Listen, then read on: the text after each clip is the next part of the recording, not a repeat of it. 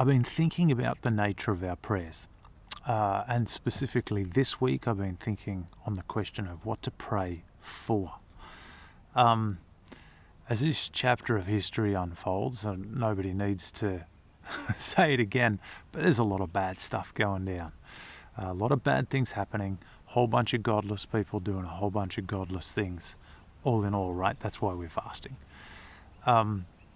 It's interesting to note that Jesus Christ, no less than 1/3 of the Godhead himself, demonstrated amazing submission to God in prayer. We all know the famous line, not my will, but your will be done.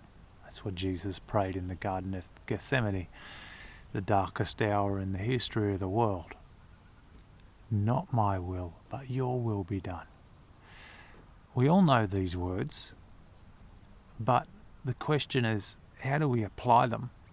It's interesting that again in Luke 22, when Jesus taught us to pray, in Luke 6, when Jesus taught us to pray, made it abundantly clear that prayer is about us lining up with God, not God lining up with our prayer requests.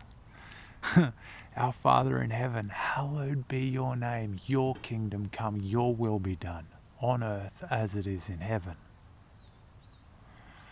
I think it's time that we stopped asking God to get rid of COVID. It's controversial to say, but I think it's time we stopped asking God to intervene and take things back to how they were.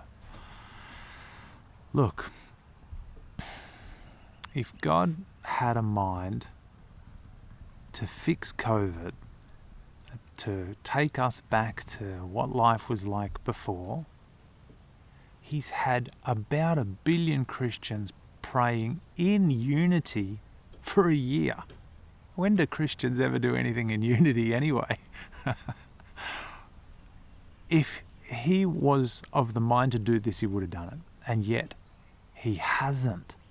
So I have to ask, based on the evidence, why are we still praying this? It's clearly not in his will.